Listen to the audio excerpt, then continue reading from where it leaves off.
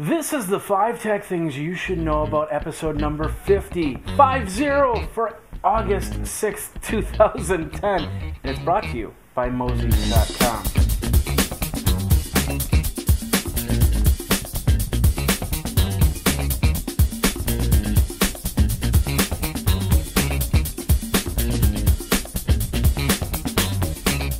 Ladies and gentlemen, boys and girls, children of all ages, welcome to the 50th episode of the 5 tech things you should know about.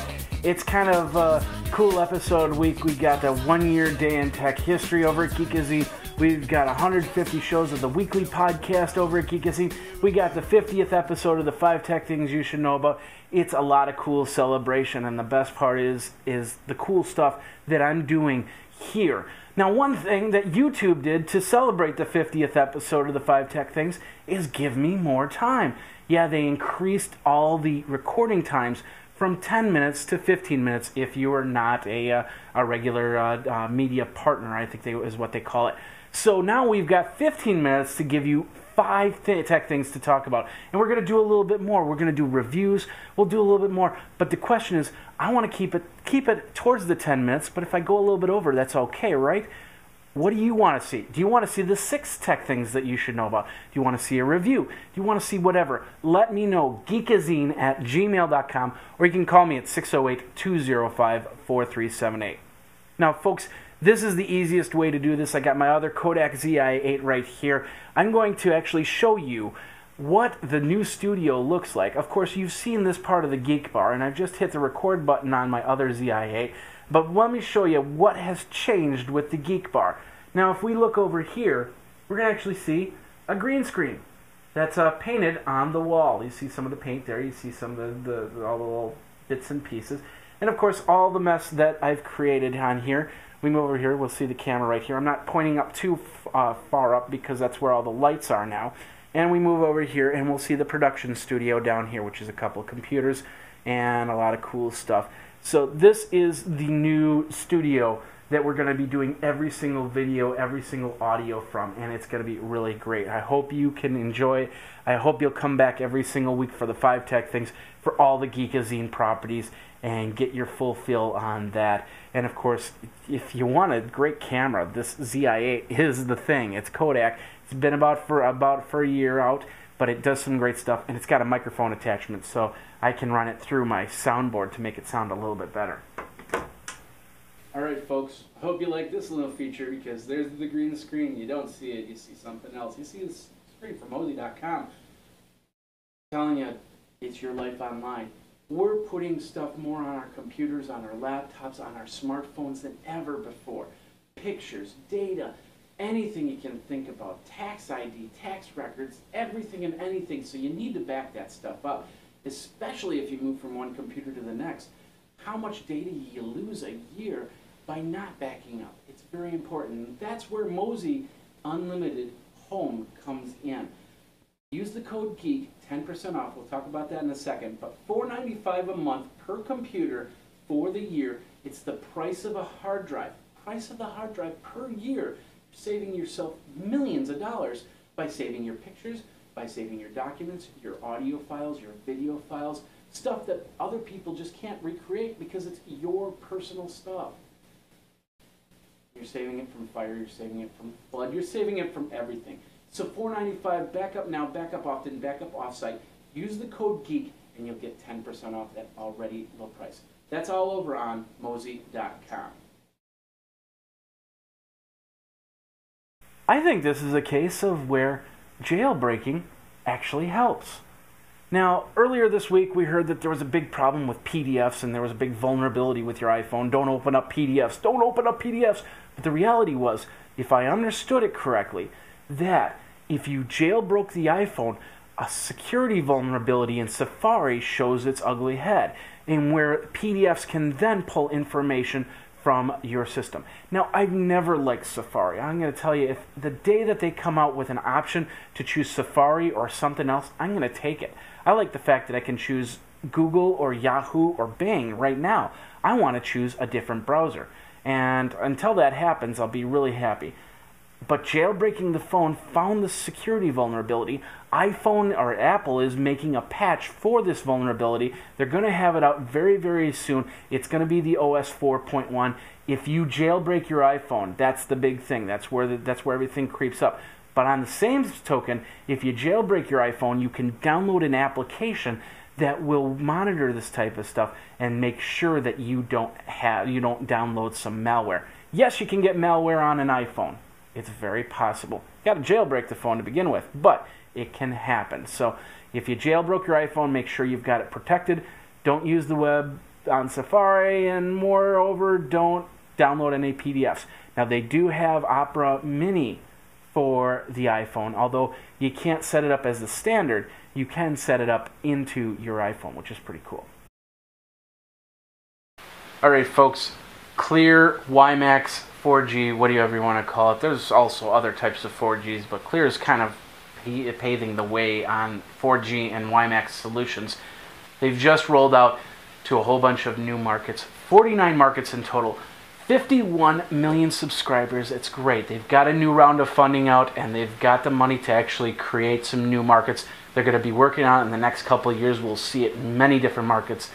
Unfortunately, it's not in my market, but very, very soon you'll be able to get a little dongle for your laptop. You'll be able to get a little dongle with a little device that you can hook it up, and then you can hook up multiple laptops and iPhones and stuff like that as long as you have that around. And you'll be able to do it wirelessly, so you won't need a cable into your house or anything like that. And you could be anywhere and you could get the internet, and it's pretty cool, especially since the Ford cars now have the Microsoft Active Sync. It's just really, really exciting times. But Clear is paving the way. They're making some new strides. The big thing right now is what's called iSpot, where you can actually take your mobile devices, your laptops, your phones, and hook up there. They're also working on what's called LTE trials. Now, LTE stands for long-term evolution trials, to get each market up and running, to get to the next market, to get you the best signal possible wherever you are. So it's very, very cool. Like I said, 49 markets now. Now that's actually a small amount. That's 49 technical cities in the United States. So they need to do a lot more work than that. But with 51 million subscribers, I have a feeling in a couple of years, when they've expanded to over 500 markets, they're going to have a lot more than 51 million subscribers.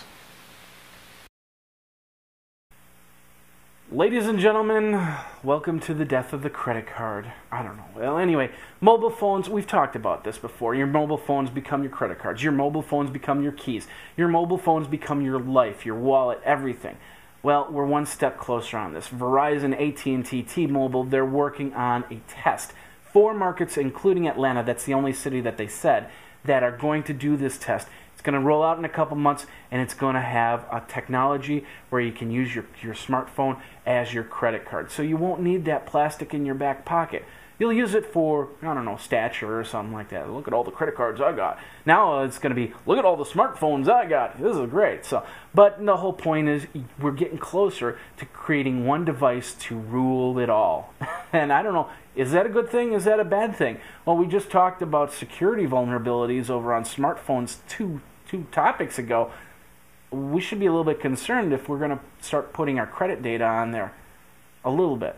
But they'll have security protocols in there. They'll use what's called HTTPS, which is security enabled. So you'll have encryption. You're not going to be passing your credit card numbers over open sources. But there's going to be more opportunities for people to try and get your credit card. That's the scary part of it. I'm not too ready to get on this bandwagon just yet. I don't use too many credit cards. I have a debit card rather than a credit card. Of course, I kind of messed up my credit back then, but we won't talk about that point. The point is, this will come cool. This will be a cool thing, especially in a situation where you just need to carry one thing, the smartphone. You better keep your smartphone charged, though. That's a very big deal, I suppose, if you want to use credit, maybe. All right, really cool stuff from Google. They have now got the ability where you can log into multiple Gmail accounts into one. One Gmail account to rule them all. Pretty cool stuff right there. Now, why are they doing this? Well, apparently they feel that this is actually going to now compete with Microsoft products, especially the Outlook system. They want SMBs, what are called small to medium businesses. These are businesses that can't afford a big exchange server or a big email system. So they want to have you to be able to move all your stuff over to Gmail, and they want to have you to be able to access the email. Now, me personally, I have about 5 Gmail accounts. 2 of them are my own, and 3 of them are with clients. Now, the reason why I have those is pretty simple. The 3 were different clients that I need to access email for. The 2, one is geekazine@gmail.com, and one is a personal email that only my friends know so they can get a hold of me. So it's actually very possible that you might have more than one Gmail account, one Gmail email. One you get for spam and one you get to actually talk to people. You want to be able to merge those 2 so you can see what's going on both areas. Now you can with Google Mail. Pretty cool stuff. I give Google a great kudos for doing that. Thanks a lot for making my life easier, and probably your life too. Alright, you might be seeing this pedal right here and you're thinking to yourself, wasn't that on like SAW 754, some apparatus that if you didn't get out of there, they'd cut off your foot? I don't know. Anyway, but no, this is called the Narus Pedal, and it's been developed in Japan. Now, what they believe is that they don't like the idea of having a gas pedal and a brake pedal. They get confused, especially in an accident situation, so they want something more definite. Well, the Narus pedal, what that does is when you push it to the side, it will accelerate. When you push it down, it will brake. That's pretty simple. You use 1 foot, you're moving around, 1 foot to rule them all. That's pretty cool stuff there, right? I don't know. I like the idea that you have to do a different movement, but still, people are going to get confused at the beginning. They'll get used to it. I don't know about the movement on that. I would think that would kind of make my foot a little bit more tired. But, you know, they're going to be working on all this. This is just a prototype, but it's some cool tech. I thought I'd show you some cool tech for a change instead of stuff that you need to know right here, right now. Maybe this will be in your cars in the next 5-10 years, you know. It's very possible.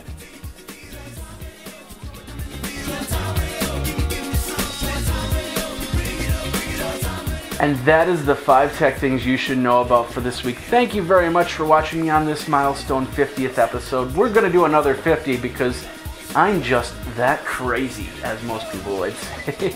Got a question, got a comment, let me know, 608-205-4378 or geekazine@gmail.com. And of course, you can always subscribe over at geekazine.com. We're going to have a newsletter coming up very, very soon. A lot of cool stuff. We're going to do a lot more video down here. So watch out for that. For the 5 tech things you should know about, I'd like to thank the Pimps the Joy Time with their song Joy Time Radio for being the background music here. My name is Jeffrey Powers. Until next time.